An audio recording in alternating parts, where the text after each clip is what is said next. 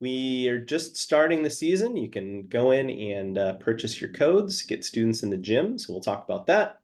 Franz will lead us through the updated bulk purchase system. And then we also want to talk about NCL free registration waivers for underrepresented groups. So we'll give you information on that and also information on the recruiter pitch day, which is coming up soon. Like I said, halfway through, we're going to have some breakout groups, and our discussion topic for today is funding NCL. So yes, it does cost money. And if you look back up a couple of those bullet points, there's some ideas there of how to fund it. But we just wanted to get you guys together to talk about how do you fund NCL? How do you get either students to pay or finding a source of money to pay for student registration? We thought this would be a good topic to share.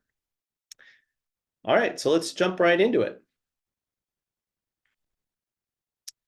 So, season reminders. I guess I probably should go back and introduce myself since I haven't, so thanks there. So again, I am David Zaitchik. I am the NCL Commissioner. Also on the call today, we have Franz. Franz, you want to say hi? Hello, hello. There you are. Hello. And Emily. I'm not sure if she's on at the moment, but I believe she'll join in a sec. Okay, we will have Emily on soon. Okay, thanks, Franz. All right, so yeah, let's go ahead and jump into it. And Franz, you want to go over this? All right, sure thing. For those of you who are not already aware, these are the spring 2024 competition dates. So registration is currently open and it will go all the way till March 26th. However, please make sure that you get registered before the 23rd so that you could avoid paying the extra $10 late registration fee. And so that's as soon as you and your students get registered, you will have access to the gym that is available right away. We have a practice game March 25th through the 31st, individual game April 5th through 7th, team game April 19th through the 21st, and the gym closes near the end of May on May 24th. Another thing to keep in mind for coaches, the coach registration is free. However, if you want to have access to this season's content, you have to register again each season. So even if you registered in the fall or last spring, you just need to complete the free registration again to get access to the current season. That will not automatically show up, but it is free. A couple of updates for the season. We do have an updated NCL website.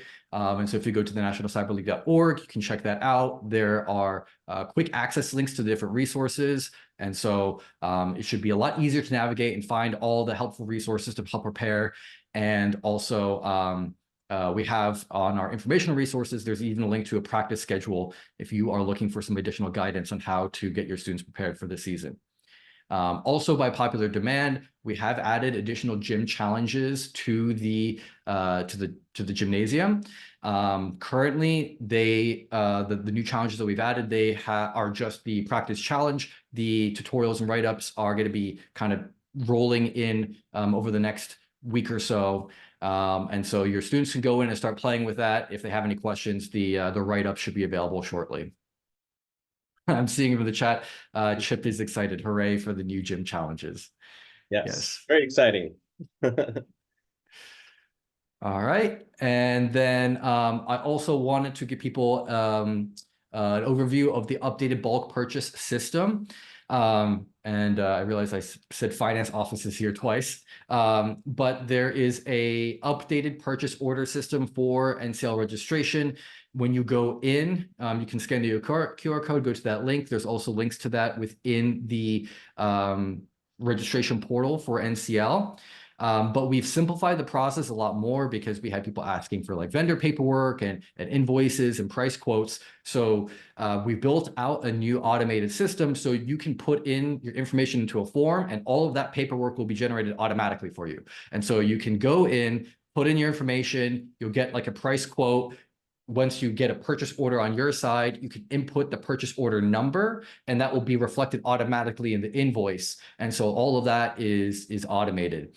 And if you are able to make a credit card purchase, that is even more convenient because with the check method or the ACH method, you'll have to wait for the funds to kind of get here, the check to kind of make its way over. But if you do it with a credit card, it's immediate. And the way that the system works is that instead of issuing you the codes immediately, it will apply at a balance to your account. And this is to give you a lot more flexibility in how those funds are spent. So if you have an authorization for, let's just say 30 students, and normally you would be issued 30 codes and you have to use all 30 codes that season. Now, the way that the system works is that if you get the 30 codes, that gets added as an account balance. And if you say only have 25 students, you have the portal there to issue the 25 codes from your balance, and then you can keep the remainder of the money on your account balance for future seasons. So hopefully this should make it a lot more easy for registration, because we know that there's a lot of complexity with going through the finance department, getting anything authorized, and getting the exact count for how many students would be participating. This way, if you go over, there's no kind of loss there. It kind of rolls over with your account. The quick reminder is that when you issue the codes are only valid in that season. And so if you don't know how many students you're going to have, just leave it in your balance until you're sure. And I see a question in the chat asking for how long the balances are valid. The balances are valid kind of indefinitely, so they will continue rolling over. There's no expiration on the balance. And so this should be a lot more convenient. I'm seeing people in the chat kind of agreeing. So yes, if in the past it's been a huge headache to get the exact number, hopefully this gives you a little bit more wiggle room, a little bit less stress with the timing of everything. You can just go over with your estimate and then don't have to worry, because anything that doesn't get used will stay in your account balance indefinitely and you won't have to worry about that. All right. That would be everything on the registration system.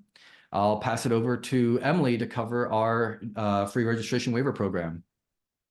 Great, thanks, Franz. And sorry, everybody, I was having some technical issues, but I'm here.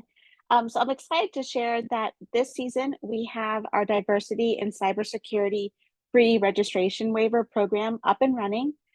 So the applications are going to be open now until February 23rd. There are a limited number of waivers available. To be eligible to receive the free NCL registration codes under this program, keep in mind that students must be enrolled or accepted to a high school or an accredited college, university, or technical training institute. And then we have a very short list of one of the requirements, that they're either a student at an MSI, an HBCU, or a community college, that they're first generation to attend an accredited college. They identify within a demographic that is historically underrepresented within the tech profession. And also that may include aspects of race, culture, ethnicity, and gender. They may attend a Title I high school or be on a targeted assistance plan. So if you believe that someone could benefit from the registration waiver program, please go ahead and use the QR code. I'm going to drop the link. Oh, thanks, Franz. The link is in the chat as well. And it also will go into the wrap-up remarks when we send out the recording of this video. So feel free to go ahead and share this with your students. It's a great way to help those who may find the registration waivers a barrier, which is of course something we want to make sure that we address and help those as much as we can. If selected, the applicant will be notified and receive their free registration code by email by February 27th. So hopefully this is a program that you all think is very valuable. And yeah, let us know if you have any questions about it as well. And Emily, it looks like you do have a question there. Sorry, I didn't even see. Oh, a targeted assistance plan. So there are some schools who may not actually hit Title I status. They may be like 1 or 2 percentages off. So that really is more of a generic way of saying if students are getting free or reduced lunch, or if there's a way to demonstrate that they are in an underserved area or population. Sometimes Title I schools are very strict with the parameters in which they actually get the designation of Title I. So we want to give a little bit of flexibility. So if they happen to not be a bona fide Title I school, that still means that there are schools who have just missed the cutoff, but students still need assistance. So once again, that's more of a general way of saying students who typically are in high school and in the public school environment may not have the Title I status, but they may be in need as well. So hopefully that explains that a little bit more. But if you have any questions or need any other clarification, always feel free to reach out to us and we'll be happy to help. All right, so some exciting stuff, the community things that I love to talk to you all about. So we are going to be having at the end of this month our spring 2024 recruiter pitch day. This is going to be our 4th recruiter pitch day, and everyone is welcome. So that is going to be anyone outside of the NCL, absolutely those that are part of the NCL. And it's going to take place on Wednesday, February 28th from 4 to 5 p.m. Eastern. This will be a recorded session. So if you are not able to join us live as a coach or have your students join us live, that's okay. The recording is going to be just as valuable. Once again, if you're new and you don't know what a recruiter pitch day is, organizations are given 5 minutes to share about their company culture, open internship programs, open entry-level roles. Once again, this is open to everybody, so feel free to share it with students. We also will have this be going out in our email campaigns, on our social media, in our Discord. So the word will definitely be getting out there.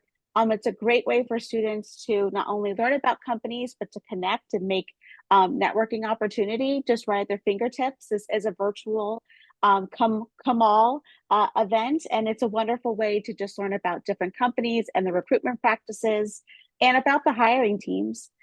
This has been a very successful program that we've had for a few seasons now. And we are still confirming the companies that are going to be joining us. I do know Cyphertech, CrowdStrike are definitely going to be joining us. We also have the US Digital Corps that will be joining us as well. And I'm going to be confirming some other companies this week. So once again, look out to see what that announcement is. We're so happy to be sharing these opportunities for students to learn about roles and to get companies interested in our awesome candidate community. So look out for the social media posts, and anything that you're able to share with others is always a wonderful way, word of mouth. And we're excited to once again have a great community event that allows students to get into cybersecurity roles. So thank you, everybody. And that's it for me. Great, thank you so much, Emily. And yeah, that opportunity for students to learn about cybersecurity companies, that's huge. What we're doing here, obviously, with the competition is they learn more about what is done in a position, but what does the company itself do? So this is a great opportunity for students to learn more about the cybersecurity career field. So great. All right, so we are going to jump into some discussion time. And like I had mentioned earlier during the agenda, we are going to talk about how are we helping fund the NCL for our students. That's one of the topics. The other idea behind this discussion time really is for other coaches to meet each other. So I'm hoping that we use this time to kind of learn about what other people do. I've heard when I've jumped into some of these breakout rooms, people are talking about, exchanging information. Maybe people have certain similar research interests. Maybe they have ideas of how they like to share ideas of how they get students ready for the competition. So that's the whole idea behind this discussion time is, yes, we have a topic, but one big takeaway is for you to kind of get to know each other. We want to grow this community and help each other out. Okay, looks like we got everyone back.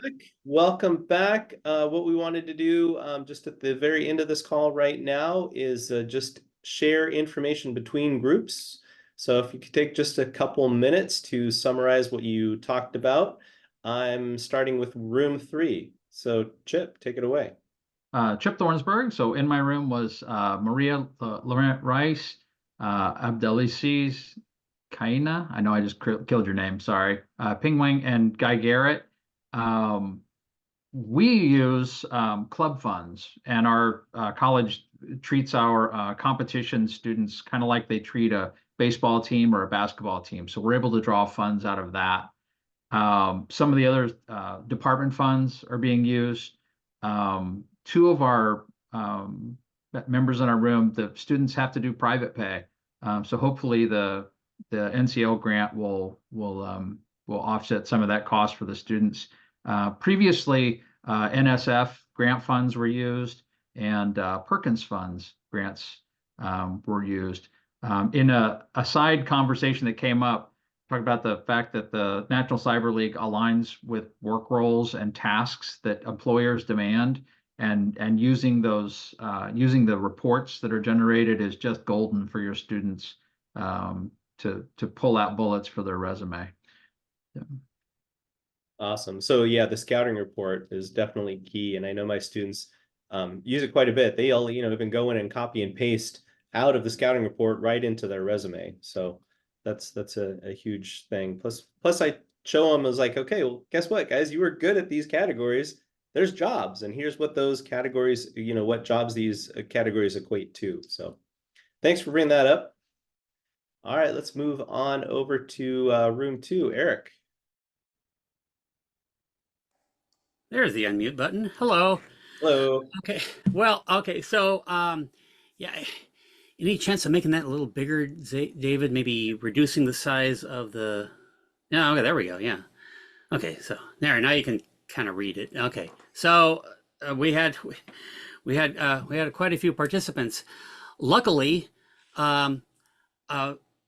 this wasn't my idea, but I love it. Everybody had the link, and they just started typing right into the document. So nice.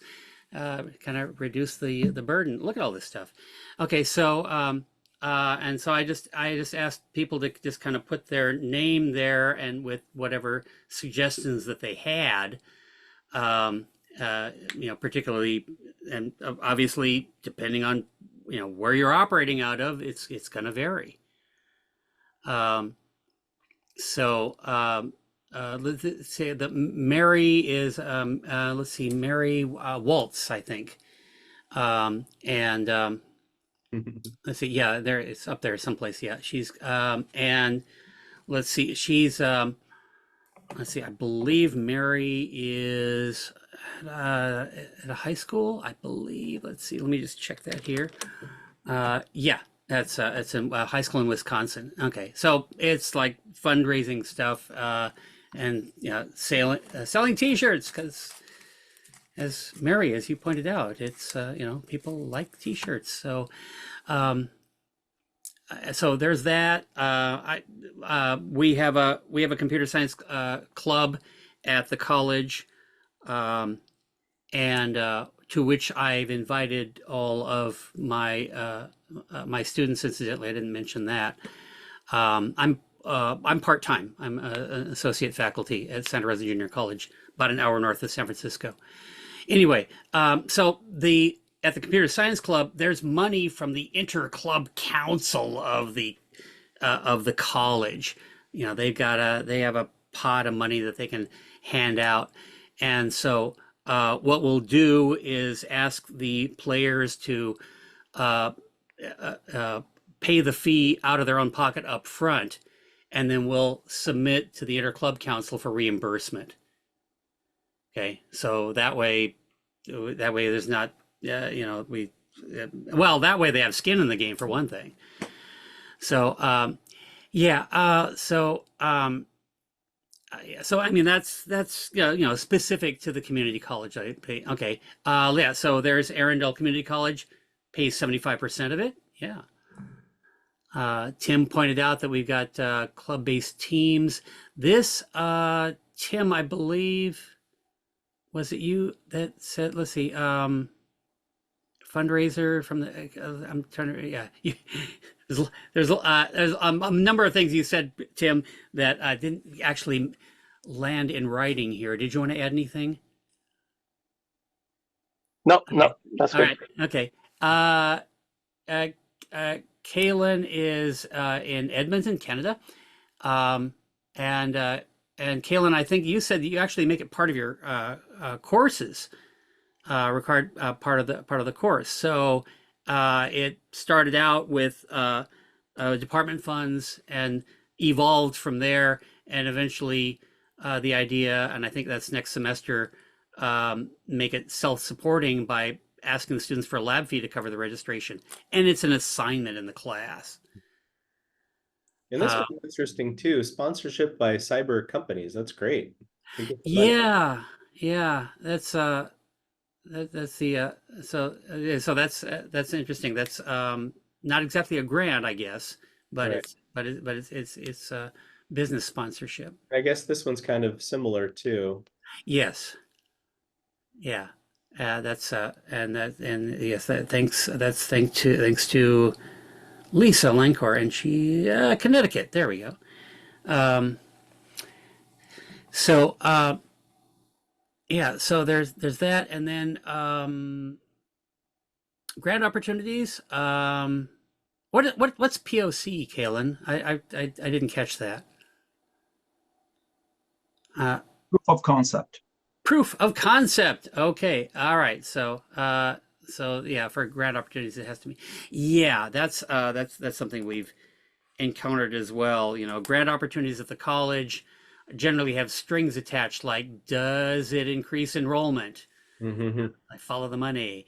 Okay. And then in the San Francisco Bay Area, we have a Bay Area Community College Consortium, which is we got something like about 24 community colleges, and so yeah, they got money, so they're willing to pay for some of this and reimburse it. We're kind of, at least the club is kind of covered by the interclub council at my college, but I guess if it got big enough, you know, we have another option. Yeah, that's great. Yeah. All right, well, thank you so much for that summary. Let's move on to Stephen, the last breakout room.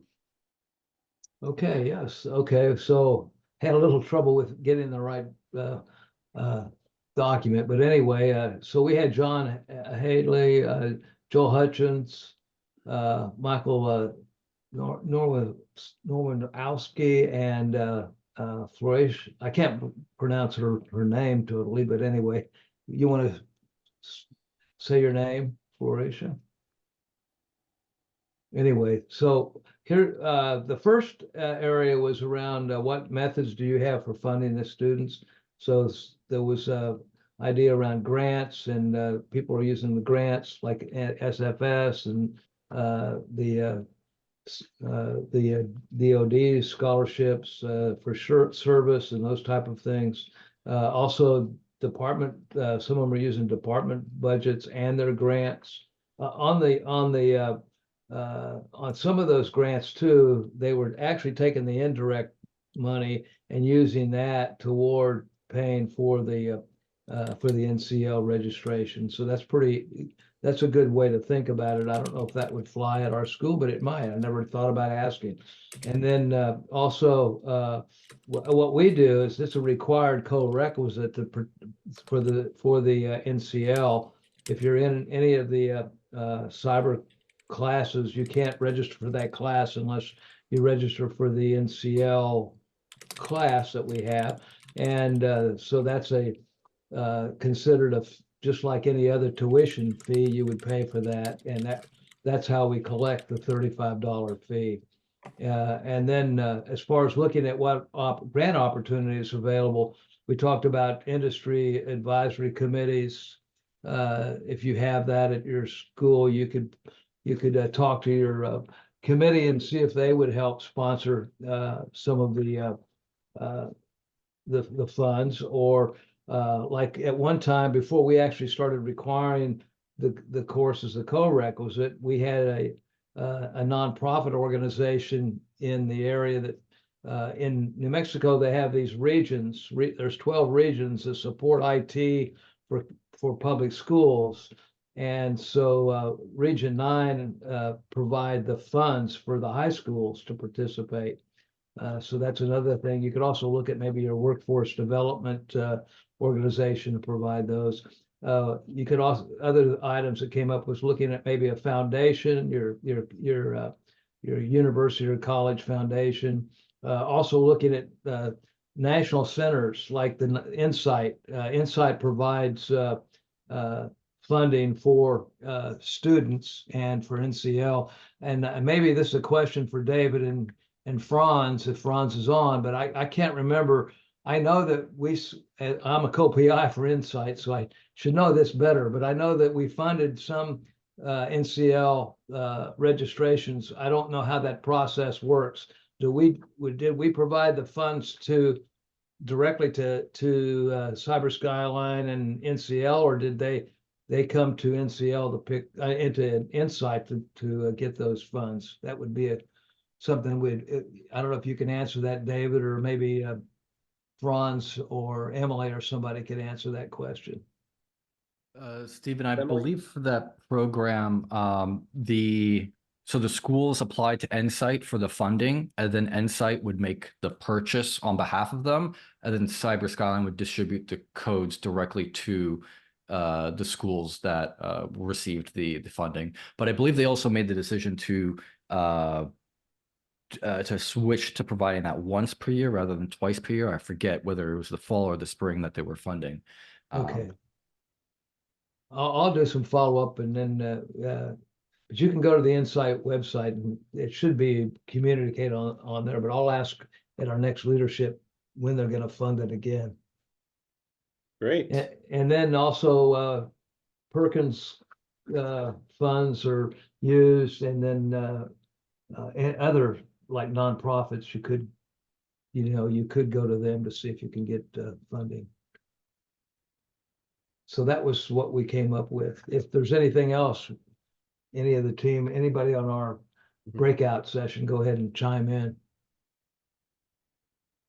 I think this is a pretty nice comprehensive list. So I'm happy that we spent some time working on this, and thanks for everyone's contributions, because we do obviously the goal is to get more and more students playing. We don't want funding to be the barrier for them to play or not play. And that kind of brings us back to what Emily talked about at the beginning of the call, which is some of the funding opportunities. So I don't know. I feel like, okay, now we got no reason for them not to play, right? plenty of reasons to play. Hopefully, plenty of funding sources to get them into the game. All right. Well, again, thanks everyone for this conversation, and we had plenty of extra time this time for you guys to talk and get to know each other. That's one of the big goals here for these breakout rooms, and it sounded like we had some good, lively conversations. So again, this meeting is recorded. We'll send out the recording, and we will send out the notes from this meeting, and look forward to seeing everybody again next month. Again, don't forget, NCL registration is open now. And if you are a coach, you can always re-register right now, even if you don't have the players paying for the fee quite yet. So jump in, let's get going. And thanks again for your time, everybody. We'll see you next month. Thank you. Bye. Thanks to everybody. Thanks.